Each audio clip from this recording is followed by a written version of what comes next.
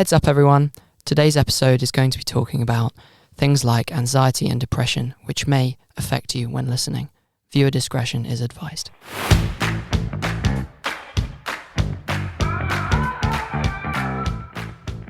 Hello everybody and welcome to Craftcast, the Freemasons podcast. Gents, how are we? Well, Shaun, funny you asked that, because that's exactly the point of our little session today, is having a chat. So we're going to be talking about men's mental health and asking that question, how are you? Because it's something that's so prominent today in media and everything, but I think as an organisation full of men over the age of 18, that is one of the most important things that we can do, is send that message of talk to each other.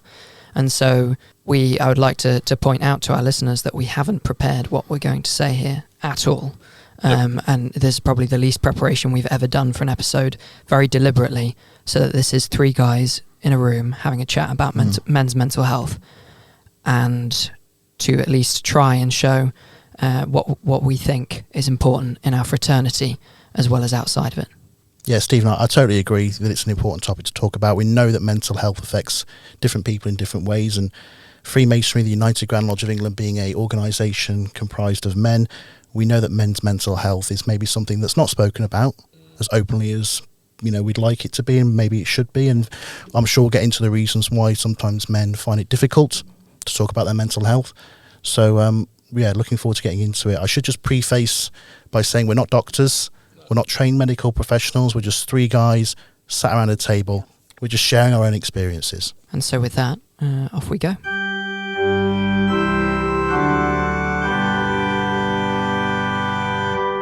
So here we go with this now delicately poised question. Shaun, how are you? I'm good.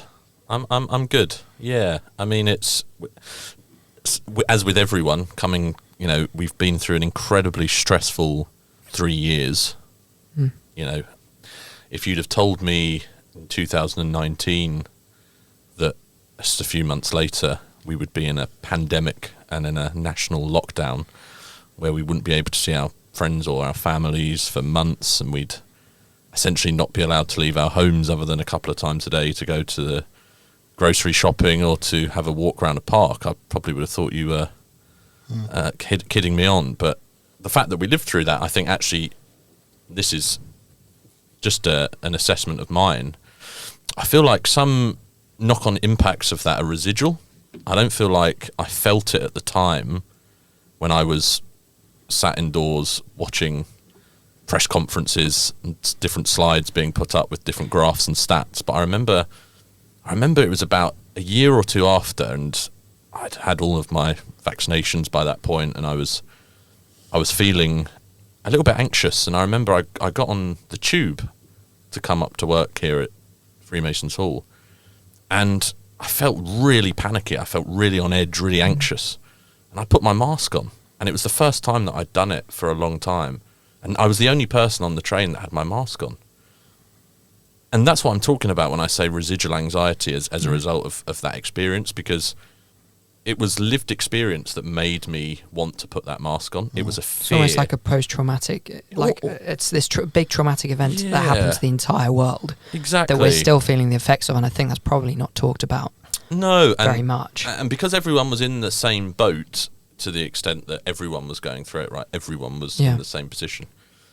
I feel like we have to be really careful that we don't generalise everyone's lived experience with that. Because it would have been different for everyone. Because it would have been different for everyone. And as any world event happens, it affects everyone differently. Yeah, of course. And I was lucky in the sense that, I had a nice place to live, and, I was in a happy relationship, and I had my dog, so I had the ability to my pandemic, my COVID experience was very different to, I know, a lot of other people. So I know I was lucky in that fact. But I will always remember that experience of, as I say, being sat on that tube train and suddenly being overcome with this overwhelming sense of fear and anxiety that forced me to put my mask on. And I thought about it subsequently, and all I can put that down to is that experience that we had during the pandemic that made me think, oh my God, this is bizarre. I'm in a crowded place with lots of people.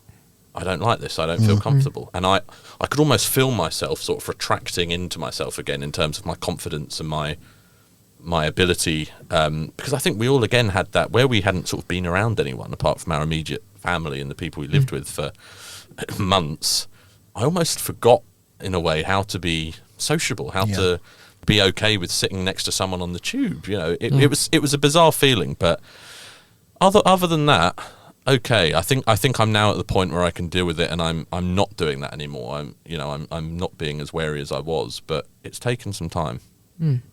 And James, how are you? Yeah, I'm good.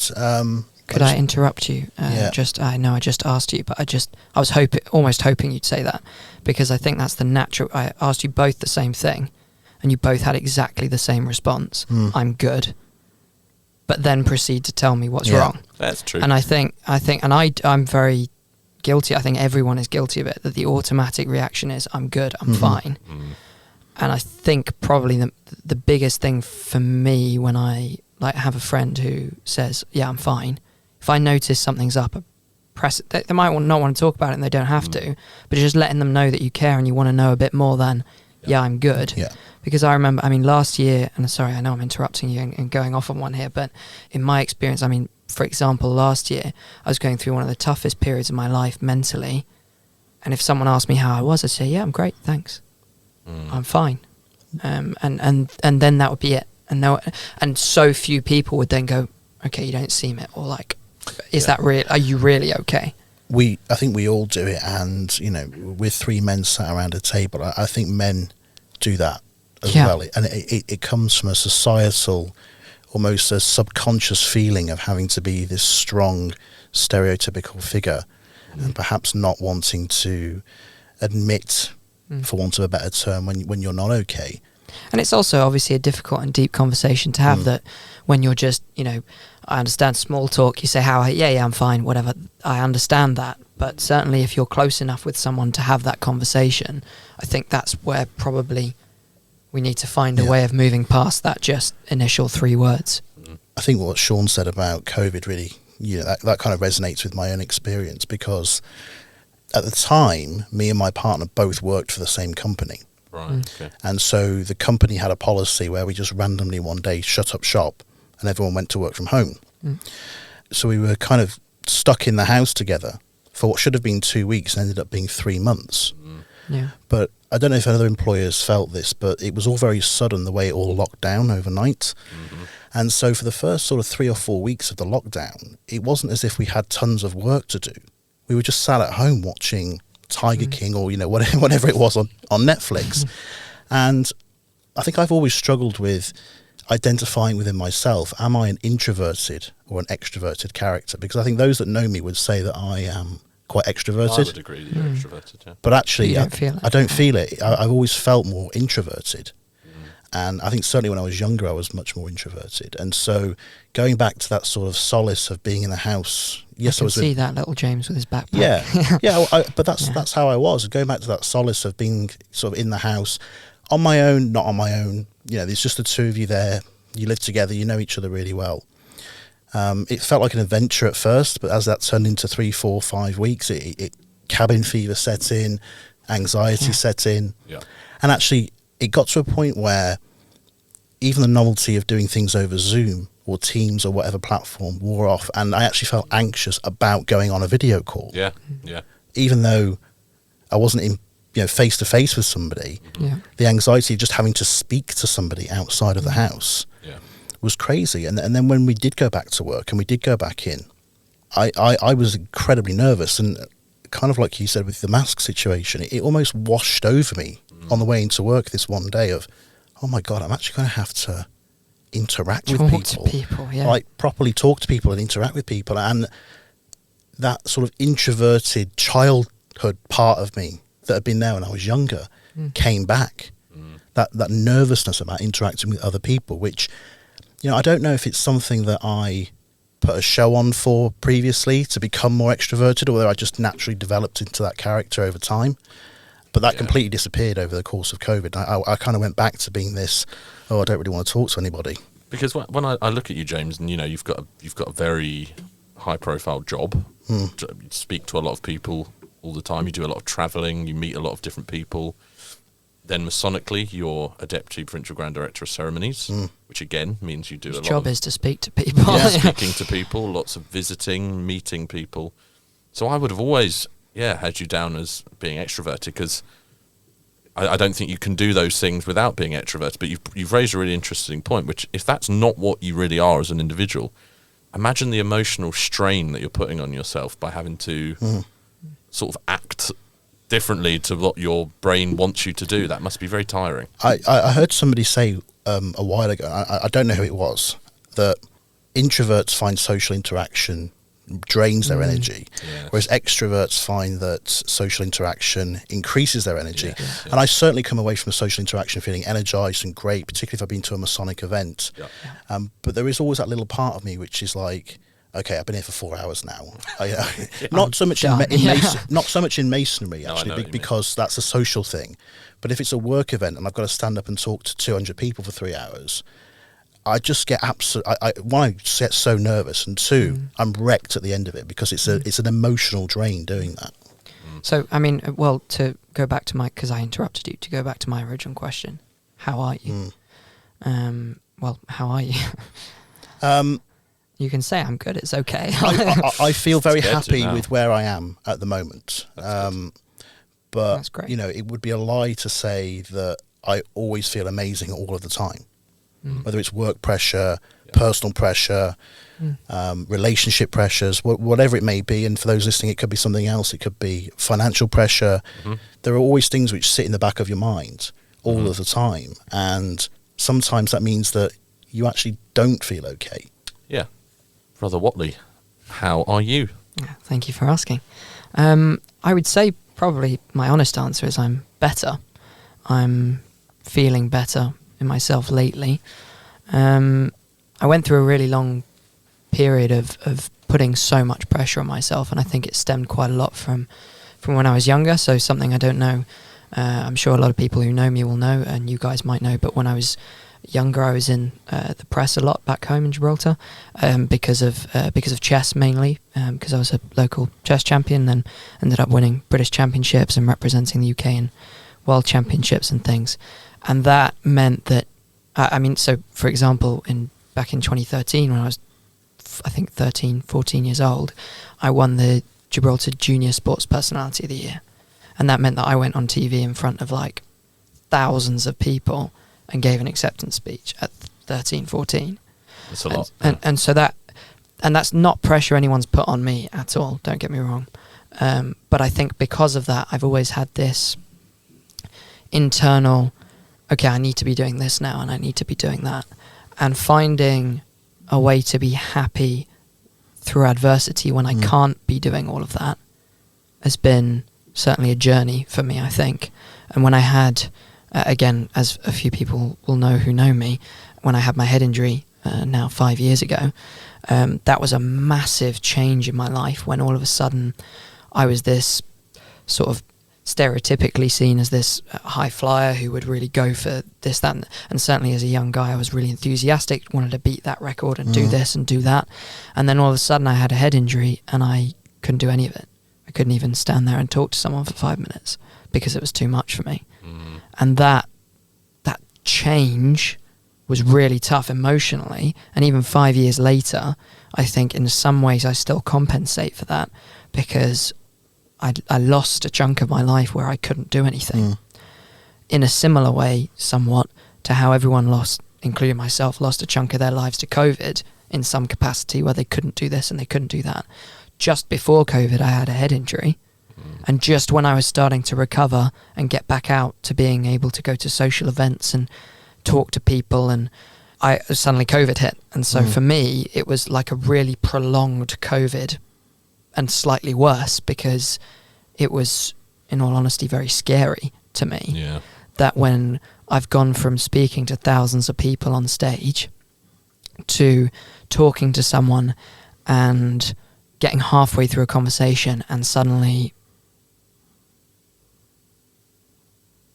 that's how long I would stop talking for, when I just stopped there because I couldn't find a word. That is scary. And that was 5 seconds that you guys saw, listeners won't see that I just counted on my hand 5 seconds. And yet that to me feels, and I'm sure to you guys, feels like an eternity. Yeah. And to me, not being able to find the word, even if it's a really simple word like microphone, this thing in front of me, right? If I just can't find the word, there's no other word for that. No. I can't think of another word for microphone. And that was embarrassing for me. Yeah. It made me anxious in social settings. And so I guess what I'm getting at is that this period for me has been very difficult because I've had to go through that journey of changing who I am, essentially. And I gave, a plug to myself, but purely because I think this is quite a hope and interesting to people. I gave some form of like TEDx talk on this exact topic called Jib Talks. I think I saw that, actually. Yeah, oh, thank you. Yeah. Very good. Very good. You were the one. Thank you. Yeah. He was me. the one viewer, yeah. Just kidding. Yeah, and it's on YouTube, so if anyone wants to look at it, just my name and Jib Talks will do. But essentially, to talk about this, I gave this interesting analogy, which I think is quite relatable to what we're talking about, and you can agree or disagree. But I called myself, before the accident, Stephen 1.0, and during the accident, sort of in that initial period of recovery, Stephen 2.0, and me now, Stephen 3.0. And I think that's quite transferable across the COVID situation, that you are a new person because of an event, and every day new things happen to us, and that's really, that can change us. And as a chess player, a thing I teach chess as well, and a thing I often tell my students is, however small, however simple, every move changes the whole position. Yeah. And in some ways that imitates life. Every small thing that happens every day changes us in some small way. And so for me, that journey has been coming to accept that I am a different person to who I was, and that's okay, and that doesn't make me any less of me. An old manager of mine, actually, a number of years ago, said to me that it's very often not the big things that make an impact.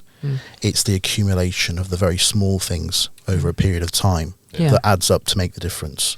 I can fully agree with that, on the basis that I think for me, I remember what it was like not to really think about mental health.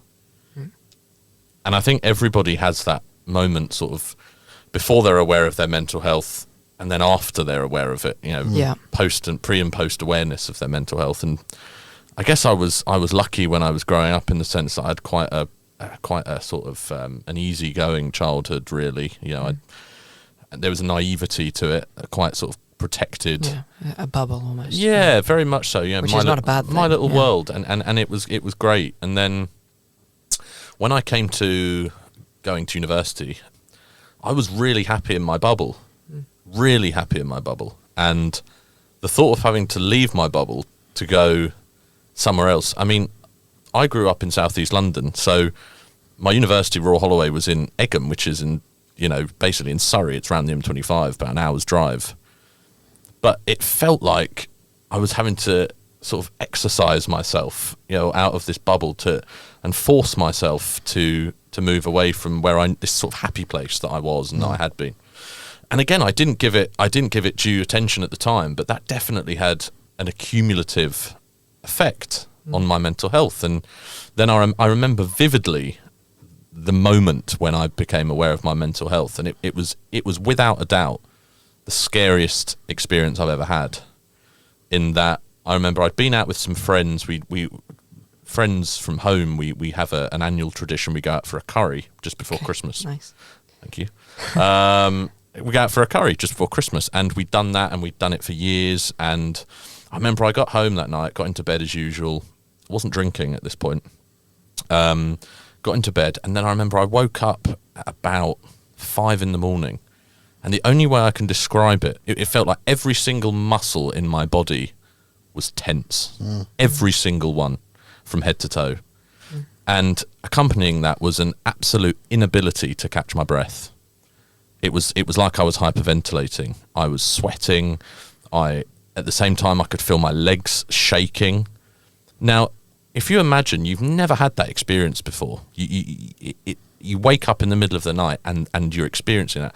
I thought I was having a heart attack. I thought I was having a fit. I had no idea what it was.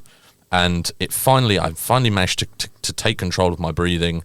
I managed to calm myself down. My legs were shaking for a good 2 hours afterwards. I couldn't get back to sleep. And from that moment on, it was like a switch. From that moment on, I knew what that had been. It'd been a panic attack. Yeah. And it was without a doubt the scariest thing that I'd ever experienced in my life. And it was one of then many that I went on to have over the next, 10 years or so. But it was absolutely horrendous. And it's people have described panic attacks as you feel like you're dying. And that's exactly how it was. Obviously, you can't say for sure what it's like to die. But if I had to have described it was that feeling of completely losing control of your entire body. And from that point on, really, it was something in my life that I had to deal with. And even to this day that I have to regulate, and luckily, thankfully, it's a lot easier now. I've been able to through various means to control that anxiety. But when I look back at it, it was 100%, James, an accumulation of a number of different things over time that I didn't realise. The way it was described to me by a therapist was, if you imagine you have a jug of water or an empty jug and you keep filling it with water, you keep going, and in the end, it's going to overflow. And that's what happened to me. My jug overflowed, and I couldn't control it anymore. I think after my head injury, I had a neuropsychologist. I was under the care of a neuropsychologist for somewhat therapy and also more cognitive sort of rehabilitation. And an interesting, you say about a jug overflowing, I was given sort of an opposite but equal analogy of that it's like an oxygen tank. That or a fuel tank or whatever, that if you let the tank just keep going and don't replenish it at any point, you don't take a break. Once it hits the bottom, it will take a hell of a long time for you to get it back up again.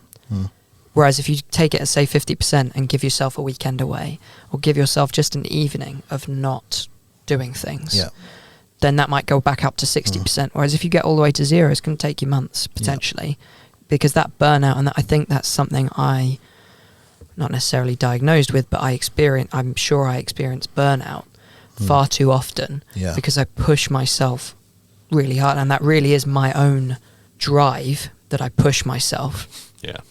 And I went with my degree, in fact, I had, and still have to some extent, and have more recently had this horrible, horrible feeling just thinking about work.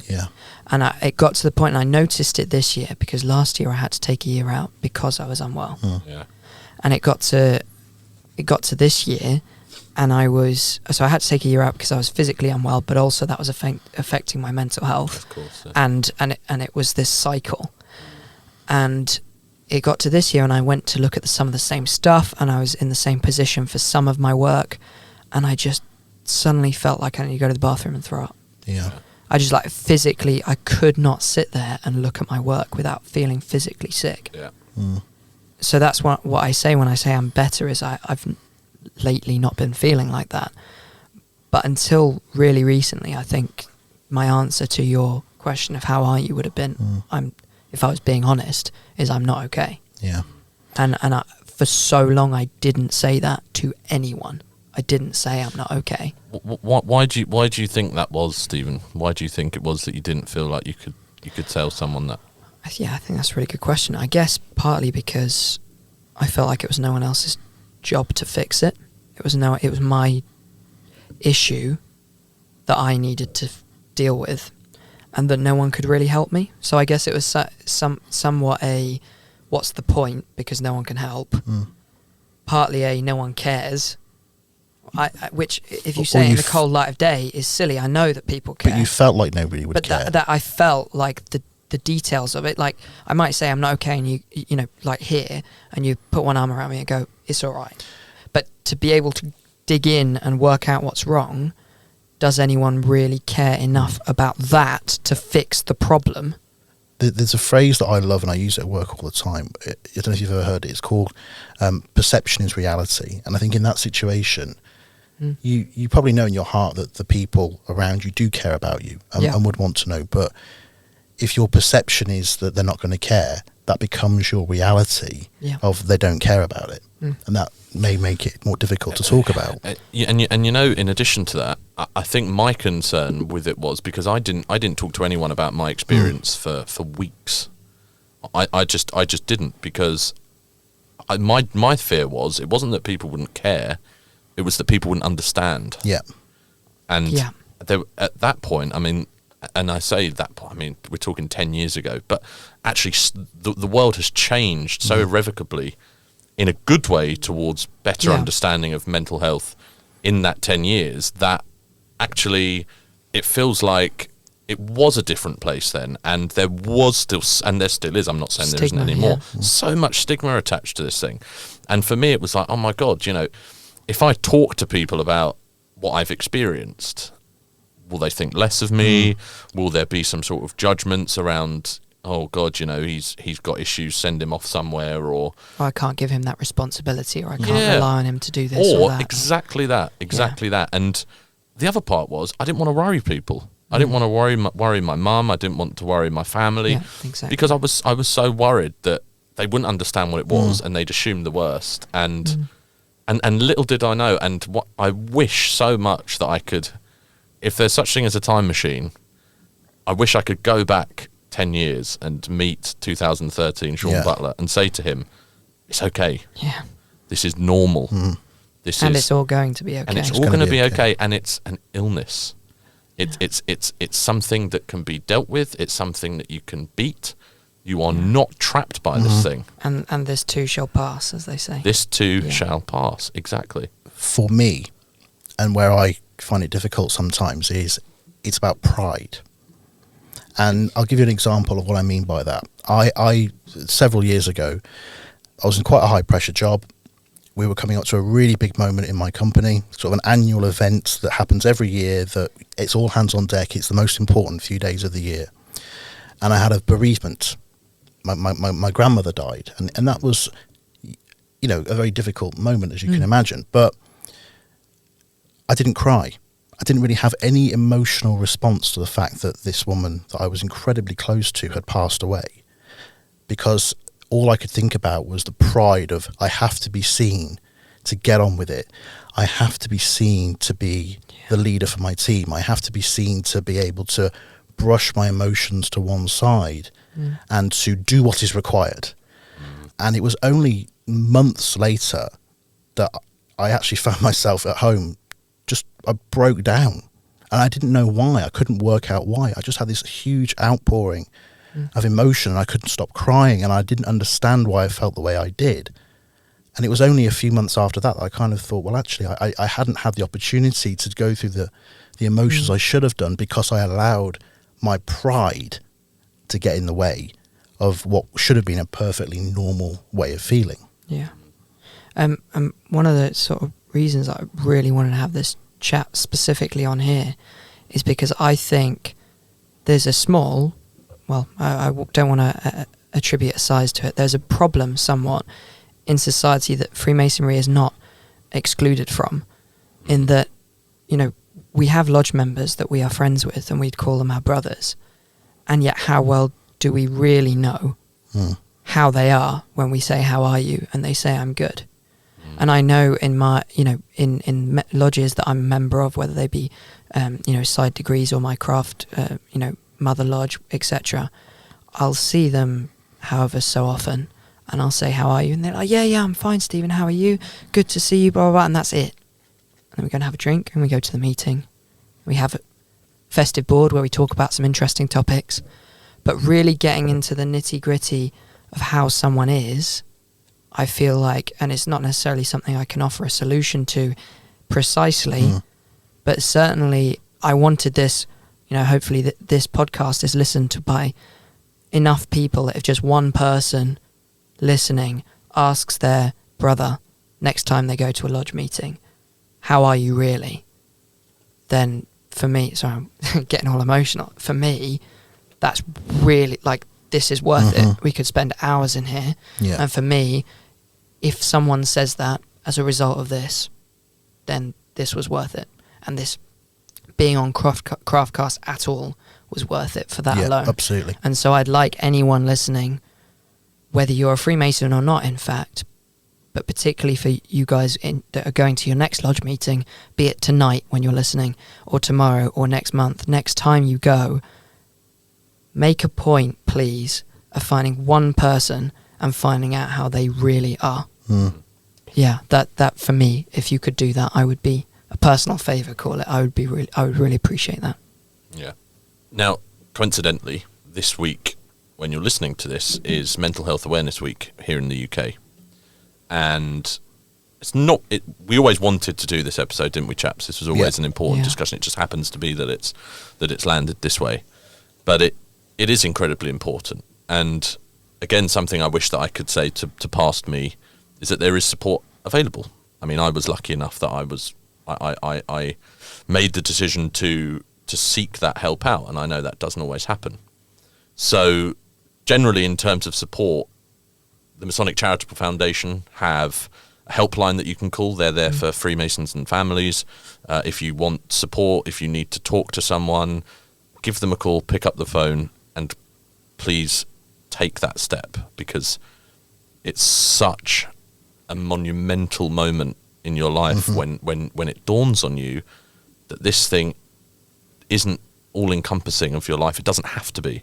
There's a path out of it. There's a way through that horrible, dark, murky forest, which it feels like you're trapped in when you're going through these horrible experiences.